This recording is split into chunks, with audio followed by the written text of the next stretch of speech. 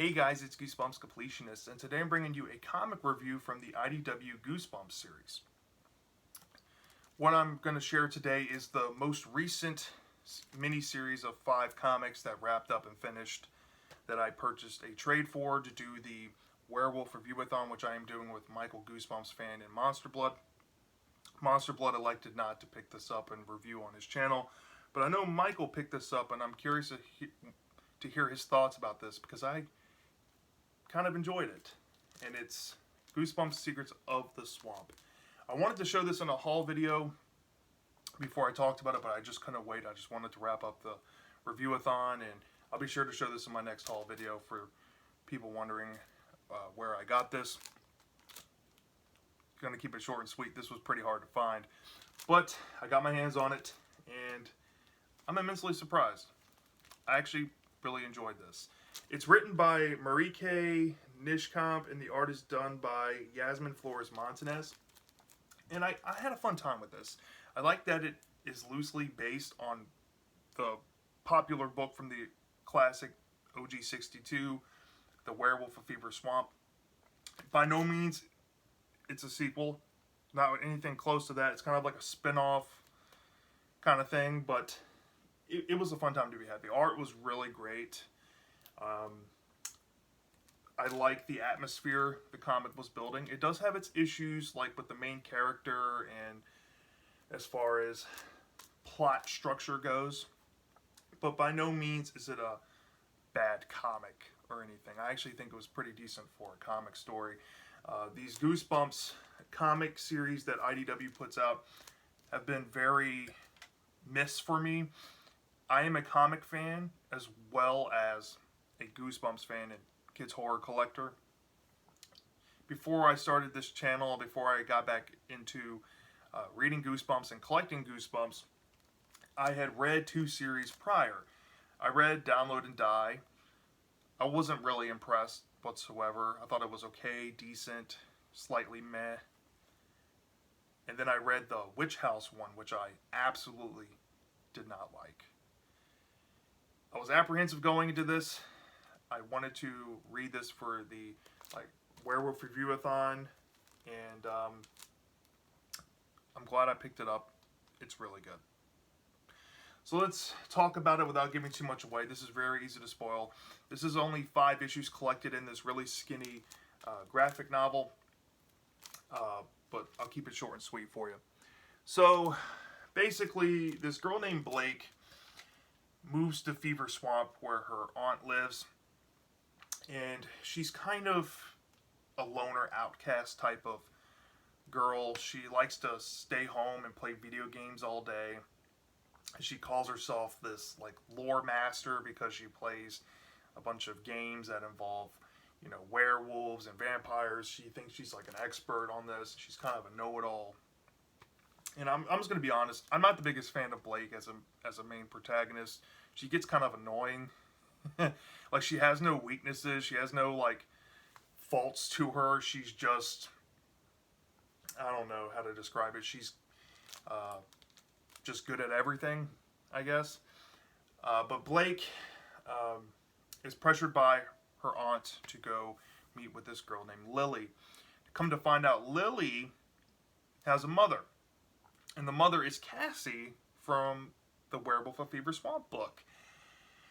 And Blake and Lily hit it off, and they try to become friends. And they meet this girl named Kara, who is kind of this weird girl, kind of quiet. And they really don't have the greatest chemistry off the bat, Blake and Kara, but later on in the story they kind of do. And basically, Lily tells Blake about the swamp and how there's monsters in the swamp.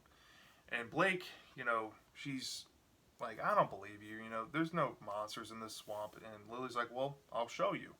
So Lily and Blake decide to go into the swamp, and lo and behold, there are monsters. If you haven't guessed by now, they're werewolves. And Lily and Blake get lost. Now, Lily and Blake have this weird relationship with each other where they fight, and Blake's kind of a know-it-all, and Lily's kind of like painted to be the bad guy for some reason. I don't know, but she's like affiliated with this monster hunter group, and she wants to recruit Blake to hunt these werewolves because that's what you're supposed to do. Well, then there's a big revelation as you read along, about an issue or two, and you discover that this girl named Kara is actually part of this werewolf clan that lives in the swamp. And Blake is taken back by that when she discovers that Kara is a werewolf.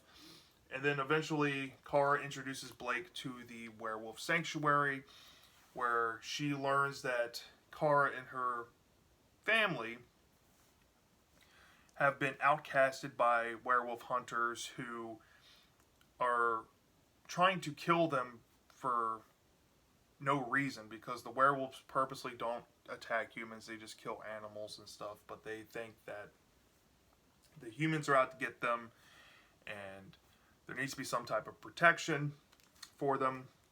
So Blake comes up with this genius idea to thwart the hunters' plans, and then of course Lily discovers the truth about Kara, and then Blake reveals her motives and who she's really siding with.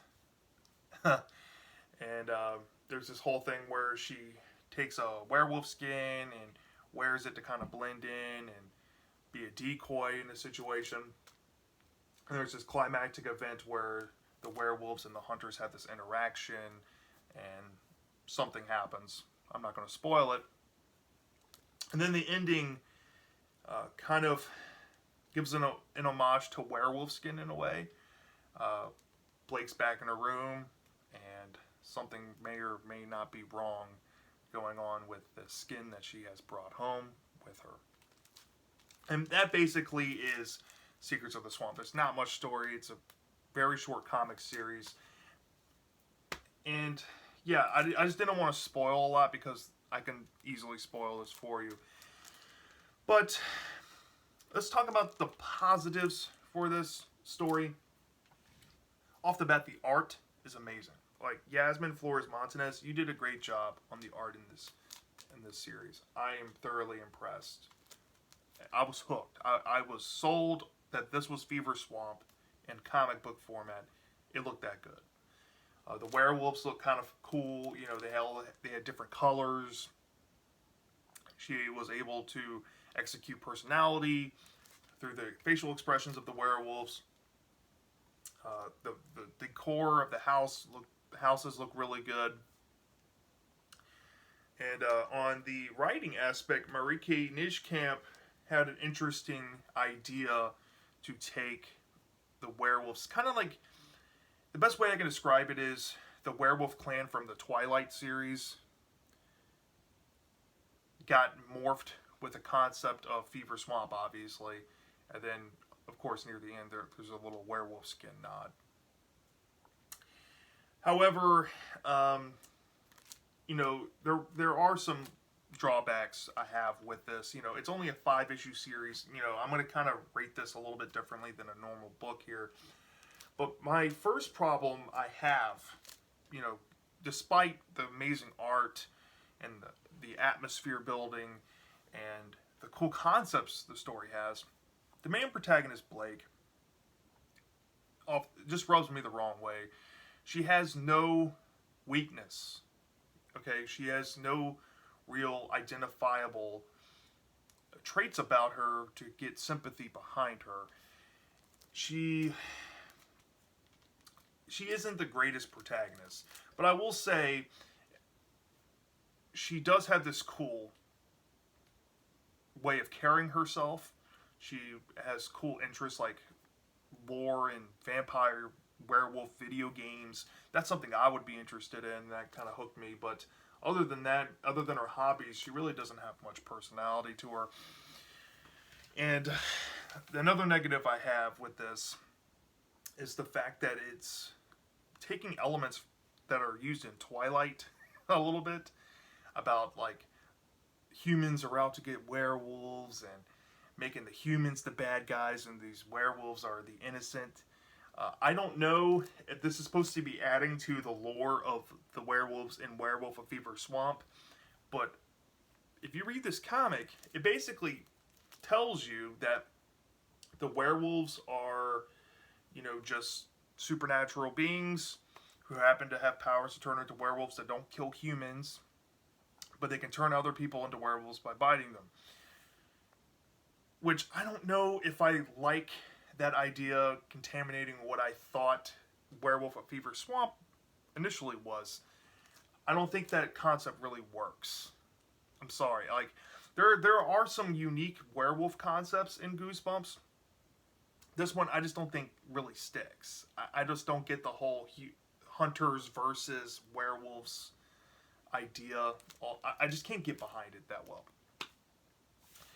But other than that, of those negatives I had, this was a pretty fun time. I mean, this was a quick and easy read. I got through this in like 10 minutes. It was that good. Yeah, so let's get into the rating. So for the... let me just go ahead and say Blake was kind of a dud. So I deducted 0.5 off for Blake. And then the whole concept about the werewolves, some parts it worked in the story, but especially when you get around the issue 4 mark in this collection here, that's when it gets kind of, I want to say, flatlining, but it doesn't really get you invested. I mean, it's just, it's not really scary except the very end. But other than that, it's just kind of wish-wash. I would say that's probably a better adjective. It's just very wish-wash. So I deducted 0.3 for that. But everything else was pretty solid. So I gave this a 4.2 out of 5. I was pretty impressed with this. This has gotten me excited for more IDW comic series for the first time. I'm hoping they will do like something for like Terror Tower or just something like a fun adventurous book. Maybe like a Horrorland one. I don't know. But yeah, pretty impressed with this. Not gonna lie. So that's my review for Secrets of the Swamp. Let me know in the comment section if you have read this. Did you love it or did you hate it? I'm dying to know. And I'll see you next time.